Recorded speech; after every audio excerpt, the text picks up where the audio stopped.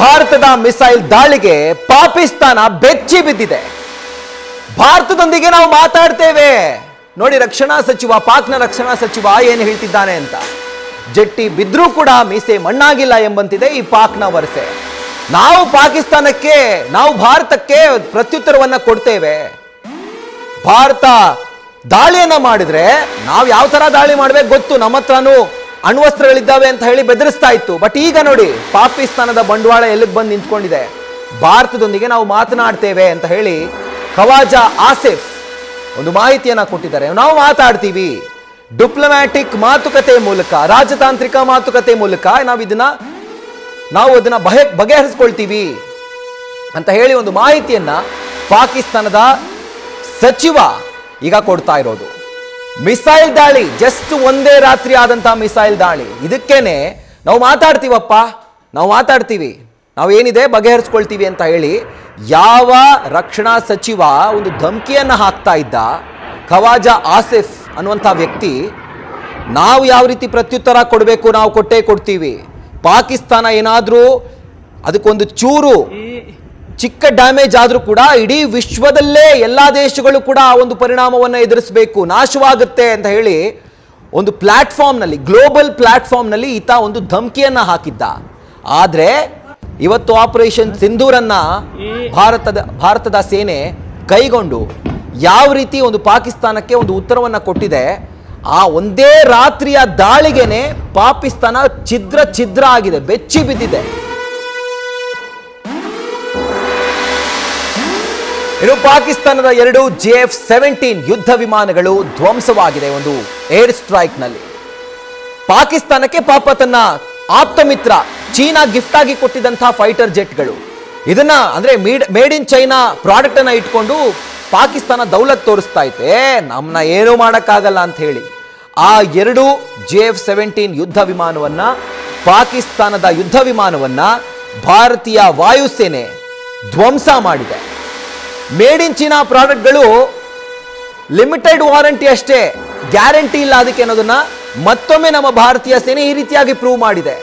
ದೌಲತ್ತನ್ನ ಏನು ಪಾಕಿಸ್ತಾನ ತೋರಿಸ್ತಾ ಇತ್ತು, ಚೀನಾ ಕೊಟ್ಟಿರುವಂತ ಗಿಫ್ಟ್ ಇಟ್ಕೊಂಡು ಏನು ಮಾಡಕ್ಕಾಗಲ್ಲ, ಚೀನಾ ಇದೆ, ಟರ್ಕಿ ಇದೆ ಅಂತ ಹೇಳಿ ಆ JF-17 ನ ಗತಿ ನೋಡಿ ಯಾವ ತರ ಆಗಿದೆ.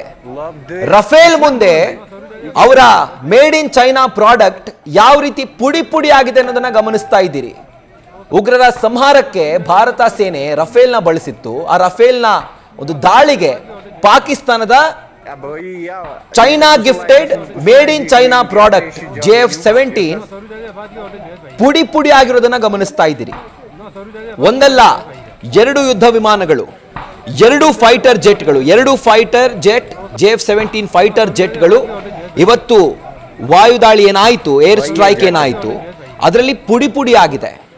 So made in China product ಗಳಿಗೆ ಗ್ಯಾರಂಟಿ ಇಲ್ಲ, ವಾರಂಟಿ ಕೂಡ ಇಲ್ಲ ಅನ್ನೋದು ಇದಕ್ಕೆ ನೋಡಿ.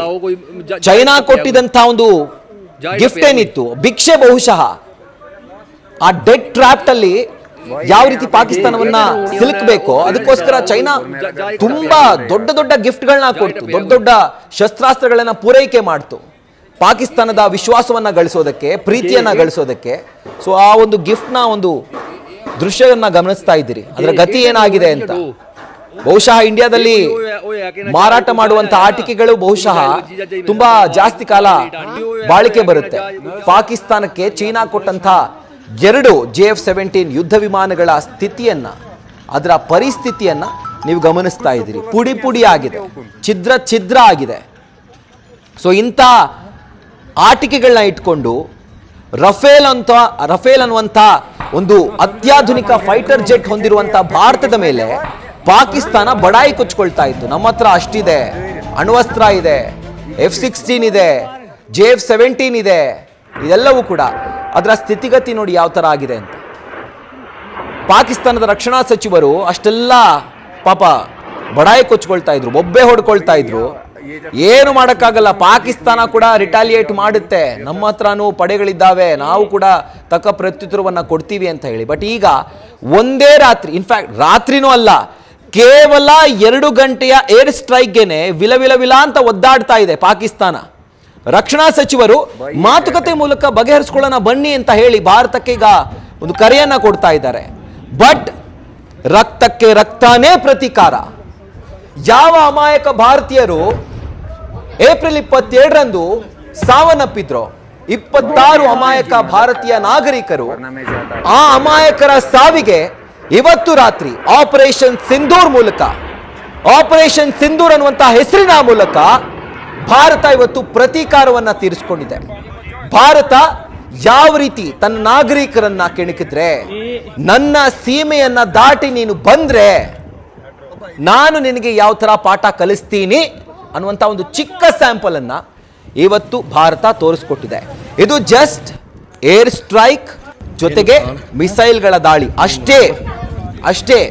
ಇನ್ನು ಭಾರತದ ಬಳಿ ಇರುವಂತಹ ವಾರ್ ಟ್ಯಾಂಕ್ಗಳು ಇನ್ನೂ ಯುದ್ಧಕ್ಕೆ ಬಂದಿಲ್ಲ. ಭಾರತದ ಬಳಿ ಇರತಕ್ಕಂಥ ಅತ್ಯಾಧುನಿಕ ಶಸ್ತ್ರಾಸ್ತ್ರಗಳು ಇನ್ನೂ ಕೂಡ ಘರ್ಜಿಸಿಲ್ಲ. ಅದೆಲ್ಲದರ ಜೊತೆಗೆ ಭಾರತದ ಬಳಿ ಇರುವಂತಹ ಅಣ್ವಸ್ತ್ರಗಳು ಇನ್ನೂ ಸದ್ದು ಮಾಡಿಲ್ಲ. ಅದು ಫೈನಲ್ ಡಿಸ್ಟ್ರಕ್ಷನ್ ಮೂವ್ಮೆಂಟ್. ಅದಕ್ಕಿಂತ ಮುಂಚೆ ಕೇವಲ ಮಿಸೈಲ್ಗಳಿಗೆ ಪಾಕಿಸ್ತಾನ ಈ ರೀತಿ ಛಿದ್ರ ಆಗಿದೆ ಅಂತಂದ್ರೆ ಇನ್ಮೇಲಾದ್ರೂ ಈ ಪಾಕಿಸ್ತಾನ, ಈ ಪಾಪಿಗಳ ನಾಡು ಎಚ್ಚೆತ್ಕೊಳ್ಳೇಬೇಕು. ಎಚ್ಚೆತ್ಕೊಂಡಿಲ್ಲ ಅಂತಂದ್ರೆ ಸರ್ವನಾಶ ಗ್ಯಾರಂಟಿ.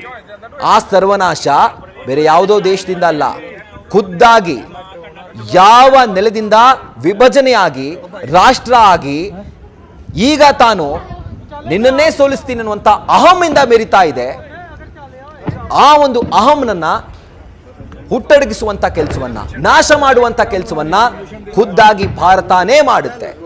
ಇದು ಒಂದು ಎಚ್ಚರಿಕೆಯ ಕರೆಗಂಟೆ ಪಾಕಿಸ್ತಾನಕ್ಕೆ, ಪಾಕಿಸ್ತಾನದ ಸರ್ಕಾರಕ್ಕೆ, ಪಾಕಿಸ್ತಾನದ ಕೃಪಾಪೋಷಿತ ಉಗ್ರರ ಮಂಡಳಿಗೆ, ಉಗ್ರರ ಸಂಘಟನೆಗಳಿಗೆ.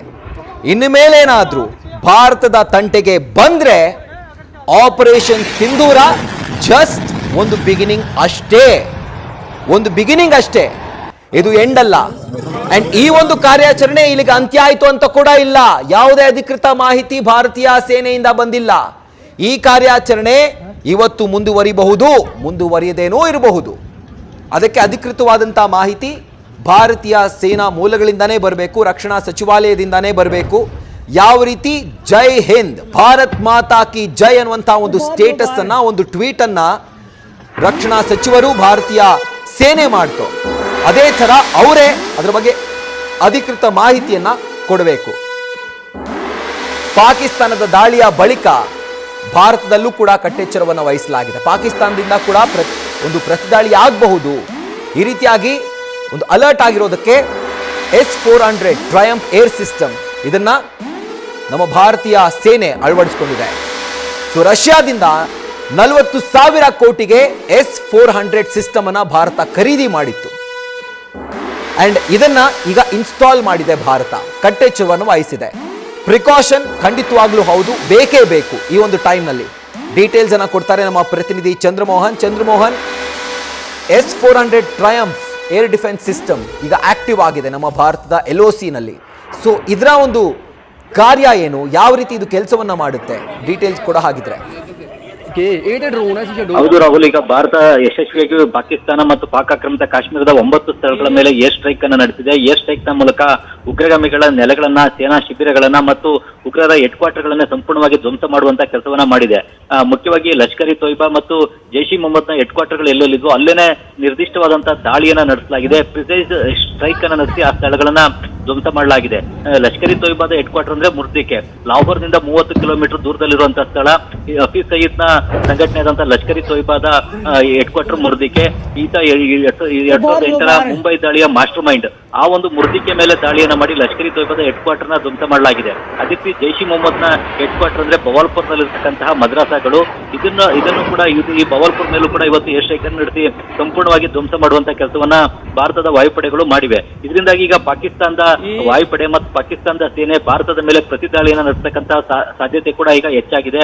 ಈಗ ಪಾಕಿಸ್ತಾನದಿಂದ ಭಾರತದ ಮೇಲೆ ಯಾವುದೇ ವಾಯುದಾಳಿಯ ದುಸ್ಸಾಹಸ ನಡೆದ್ರೂ ಕೂಡ ಅದನ್ನ ಮೆಟ್ಟಿ ನಿಲ್ಲಲಿಕ್ಕೆ, ಅದನ್ನ ಮಟ್ಟ ಹಾಕ್ಲಿಕ್ಕೆ ಈಗ ಭಾರತದ ವಾಯುಪಡೆ ಕೂಡ ಸಂಪೂರ್ಣವಾಗಿ ಸನ್ನದ್ಧವಾಗಿದೆ. ಈಗ ಮುಖ್ಯವಾಗಿ ಭಾರತ S-400 Triumf air defence system ಅನ್ನ ಫುಲ್ ಆಕ್ಟಿವ್ ಮಾಡಿದೆ. ಏಕಕಾಲಕ್ಕೆ 70 ವೈರಿ ಮಿಸೈಲ್ಗಳು ಬಂದರೂ ಕೂಡ ಅವೆಲ್ಲವುಗಳನ್ನು ಕೂಡ ಪತ್ತೆ ಹಚ್ಚಿ ಒತ್ತುಡಿಸುವಂತಹ ಸಾಮರ್ಥ್ಯ ಭಾರತದ S-400 trip air defence system ಇದೆ. ಇದು ಪಾಕಿಸ್ತಾನದ ಗಜ್ನಿ, ಶಹೀನ್ F-16 ಯುದ್ಧ ವಿಮಾನಗಳನ್ನು ಕೂಡ ಹೊಡೆದುರುಳಿಸತಕ್ಕಂಥ ಸಾಮರ್ಥ್ಯವನ್ನು ಹೊಂದಿದೆ. ರಷ್ಯಾದಿಂದ ಭಾರತ ಇದನ್ನ 40,000 ಕೋಟಿ ರೂಪಾಯಿ ವೆಚ್ಚದಲ್ಲಿ ಖರೀದಿ ಮಾಡಿದೆ. ಈಗ ಗಡಿ ಭಾಗದಲ್ಲಿ S-400 trip air defence system ಅನ್ನ ಫುಲ್ ಆಕ್ಟಿವ್ ಮಾಡಲಾಗಿದೆ. ಜೊತೆಗೆ ಭಾರತದಲ್ಲಿ ಇದೊಂದೇ ಏರ್ ಡಿಫೆನ್ಸ್ ಸಿಸ್ಟಮ್ ಅಲ್ಲ, ಇನ್ನು ಬೇರೆ ಬೇರೆ ಏರ್ ಡಿಫೆನ್ಸ್ ಸಿಸ್ಟಮ್ಗಳು ಕೂಡ ಇವೆ. ಭಾರತದಲ್ಲಿ ಮೊದಲಾಗಿ ಪೃಥ್ವಿ ಏರ್ ಡಿಫೆನ್ಸ್ ಸಿಸ್ಟಮ್ ಕೂಡ ಇದೆ.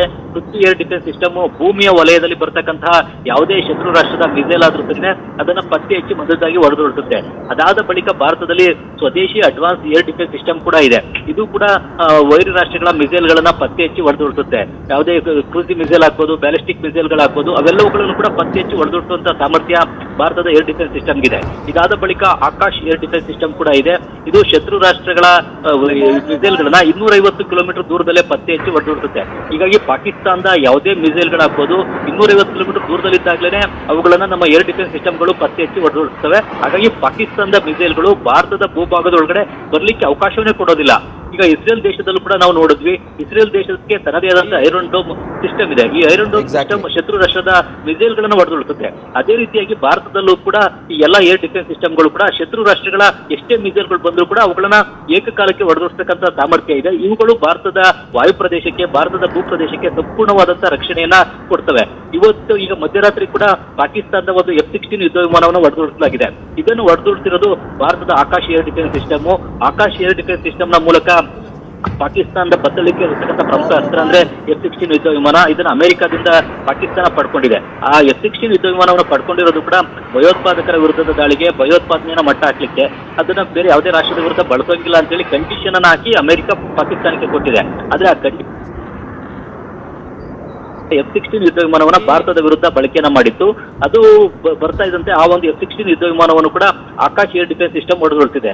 ಹೀಗೆ ಯಾವುದೇ ಶತ್ರು ರಾಷ್ಟ್ರದ ಯುದ್ಧ ವಿಮಾನ ಆಗ್ಬೋದು, ಮಿಸೈಲ್ ಆಗ್ಬೋದು, ಅಥವಾ ಬಾಂಬ್ಗಳಾಗ್ಬೋದು, ಅಥವಾ ಅಣ್ವಸ್ತ್ರವೇ ಆಗ್ಬೋದು, ಅಣ್ವಸ್ತ್ರ ಹೊತ್ತ ಮಿಸೈಲ್ಗಳು ಬಂದರೂ ಕೂಡ ಅವುಗಳನ್ನು ಕೂಡ ಹೊಡೆದುರುಳಿಸುವಂತ ಶಕ್ತಿ ಸಾಮರ್ಥ್ಯ ಭಾರತದ ಈ ಬೇರೆ ಬೇರೆ ಏರ್ ಡಿಫೆನ್ಸ್ ಸಿಸ್ಟಮ್ಗಳಿಗೆ ಇದೆ. ಮುಖ್ಯವಾಗಿ ಈಗ ರಷ್ಯಾದ S-400 ಟ್ರಿಪ್ ಏರ್ ಡಿಫೆನ್ಸ್ ಸಿಸ್ಟಮೇ ಭಾರತದ ಒಂದು ಪ್ರಮುಖ ರಕ್ಷಣಾ ಅಸ್ತ್ರ. ಈ ಒಂದು ರಕ್ಷಣಾ ಅಸ್ತ್ರವನ್ನು ಕೂಡ ಈಗ ಫುಲ್ ಆಕ್ಟಿವ್ ಮಾಡಲಾಗಿದೆ, ಅಲರ್ಟ್ ಮಾಡಲಾಗಿದೆ. ಹೀಗಾಗಿ ಈಗ ಮುಂದೆ 1-2-3 ದಿನಗಳಲ್ಲಿ ಪಾಕಿಸ್ತಾನದಿಂದ ಯಾವುದೇ ದುಸ್ಸಾಹಸ ನಡೆದ್ರೂ ಕೂಡ ಅದನ್ನ ಮಟ್ಟ ಹಾಕ್ತಕ್ಕಂಥದ್ದು, ಕಂಟ್ರೋಲ್ ಮಾಡ್ತಕ್ಕಂಥದ್ದು, ಅದಕ್ಕೆ ಪ್ರತಿದಾಳಿಯನ್ನು ನಡೆಸುವ ಮೂಲಕ ಪ್ರತ್ಯುತ್ತರ ಕೊಡ್ತಕ್ಕಂತಹ ಎಲ್ಲಾ ಕೆಲಸವನ್ನು ಕೂಡ ಭಾರತದ ವಾಯುಪಡೆ ಮಾಡಲಿದೆ. ರಾಹುಲ್, ನ್ಯೂಸ್ ಫಸ್ಟ್ ನಿರ್ಭೀತಿಯಿಂದ ನಿಮ್ಮ ಪರವಾಗಿ.